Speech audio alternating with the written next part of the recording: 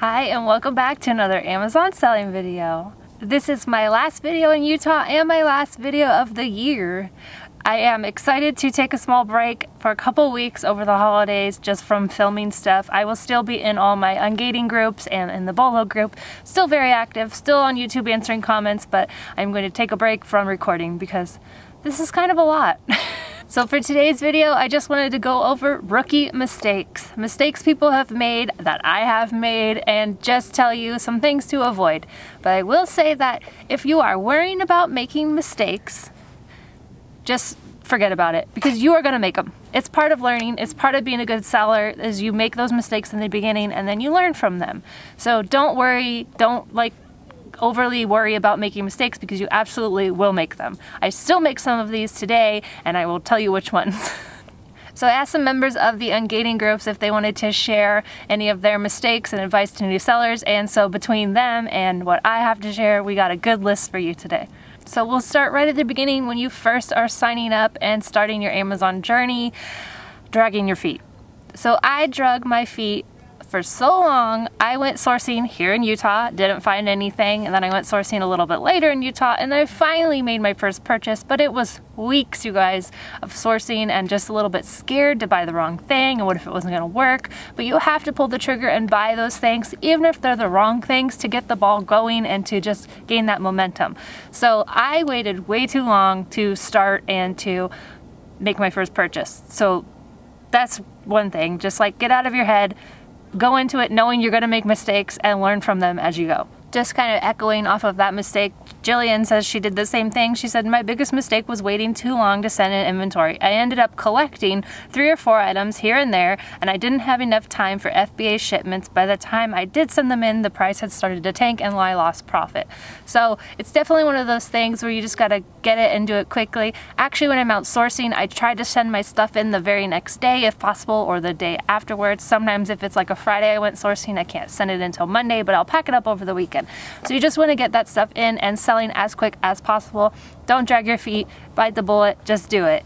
Keith says, one of my biggest mistakes was sourcing on my first couple of trips without using Keepa. I bought some she's things because I didn't have Keepa and didn't know how to read it properly. I've actually seen this mistake a couple times, is when you don't buy something that doesn't have a rank. If it does not have a rank, that means it isn't sold, or it's brand new and hasn't sold yet, or it's selling very, very few. As a retail arbitrage seller, you really want to buy stuff that you know is going to sell. It's almost like a no-brainer. It's going to flip it quick, because you want to make sure that that stuff is going to sell, and the way to do that is through the ranks. So if you're totally new to Amazon, the seller app will tell you the rank. If it doesn't have a rank, it doesn't have a rank. If you see the rank there, it has a rank. So I just Googled toys, and this is what, so right here you see the sales rank, and if I click through, it'll tell you the category here is toys. It's 3,224 in toys, this item. So that's the rank. You want to make sure you're looking for it. If you want to grab my free rank guide, you can. You just click the link below, sign up for my email list, and it'll be emailed right over to you.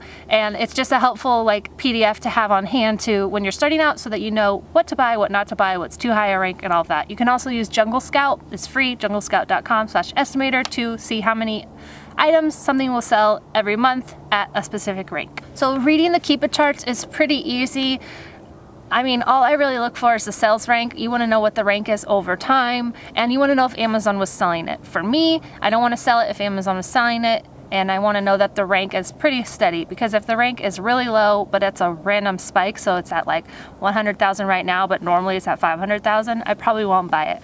So learning and getting familiar with Keepa, pulling it up often in the beginning. You will use it a lot in the beginning. Right now I probably pull it up like 20% of the time when I'm outsourcing. I just pull it up right from my phone, but you just use your web browser, keepa.com. It's pretty easy. You put the ASIN in and search. It is going to take you more time when you're outsourcing in the beginning, but you guys, all that time is an investment, because later on, like I just went sourcing at Walmart in like under an hour. It pays off in the end. You gotta just put that time in the beginning, because down the road, stick with it and you will see the profits and the payouts when you don't have to source as long. So the rank is important, because there's a lot of times, as I mentioned to Keith on the comment, that I still do this. I'll get blinded by the profit and just totally overlook the rank, that there wasn't a rank or that it was a bad rank, and I get it home and I'm like, wait, why did I buy this? And back to the store it goes. So just know it still happens. You will occasionally be blinded by the profit, but Just FYI, if it doesn't sell, it won't make that profit. And that's why you want it to have a rank, because that's how you know it sells. This is just my personal experience and what other sellers are saying their mistakes were. Obviously, if you want to take chances and do things and buy things, that is totally you. It's your business. You'd make your own decisions and you'll just learn from them. It might pay off or it might not, but you don't know if you don't take the chance. So if you want to take the chance, take the chance. Linda says forgetting to check expiration dates, and I gotta say that is one that will still sometimes happen. Actually, it happened with a clear and, what are they called? Clean and Clear. It was like one of the acne treatments from TJ Maxx. I got it home and I was like, oh, I ended up selling it FBM. I already took the price tags off. Anyways, there is an example that it still happens, but you want to double check the expiration dates. For grocery and beauty items, it needs to be 90 days out. Really probably 120 to account for the time that it gets shipped to the warehouse and moved around warehouses and sold. So 120 days is a good buffer, but want to check the expiration dates. If it doesn't have an expiration date and Amazon's asking for one when you're doing your shipment, I just make one out a year out. Melina says, my biggest mistake as an Amazon seller was quitting selling when things got tough instead of getting better at sourcing and understanding the whole process. You guys, so many people quit. Like, it is hard. It's hard in the beginning. If someone's telling you it's easy money, don't believe them. Run. It is not easy money. It is work, but the money is there if you put in the work, and you have to learn and you have to make these mistakes and learn from them. It's going to be frustrating and hard. There are things you can do to make it easier for yourself, like getting ungated, which is why I created the guides, because I want sellers to succeed. I want new sellers to succeed. There is this freedom lifestyle is available for anyone who's willing to put in the work, but you do have to put in the work. So if you want to get ungated because it will pay off for itself probably in your first shipment after you get ungated. A lot of the high profit items I sell are in the gated categories, so if you want to check it out, the link is below. But definitely there's things you can do, but the main story is don't give up. Give it at least 6 months to try it, because at 6 months you'll really know, you'll have the hang of things. If you really give it a full 100% try, and you can do it part-time those 6 months. I did it part-time. I still do it part-time. But you do have to really give it a good try. If you give up, it's not gonna work. Ken says, I think sometimes you just have to go with your instincts. A few times I've gotten it back home and I've been like, I should have bought that. And then I go back and it's gone. This does happen. Sometimes I'm like, man, I should have got more of that. And then I'm like, it's gone. So you do have to trust your instincts, and you have to be okay if your instinct ends up not being right, or something, you didn't check something and it was a dud, because other times it might pay off. That's all something that you learn. You'll learn to trust your gut more, and your gut will be smarter the more you do it, because you'll have all these learning experiences under your belt. Becky says quantity, quantity, quantity. And what she means is when you scan something and it says this is actually a package of 3 or 2 or 12, you got to check that. I have absolutely been burned on this. I've actually sent stuff into Amazon and realized afterwards that I sent it in as single and it was a 2-pack. You really want to catch those before the customer does, because they'll leave you a bad feedback. But most part I catch it when I get home now. So let me see if I can pull up a listing to show you. A lot of these usually happen in beauty and grocery categories. So you'll see here on this one, it says right here a pack of 6 on it, and it's in the title, but it's not always in the title.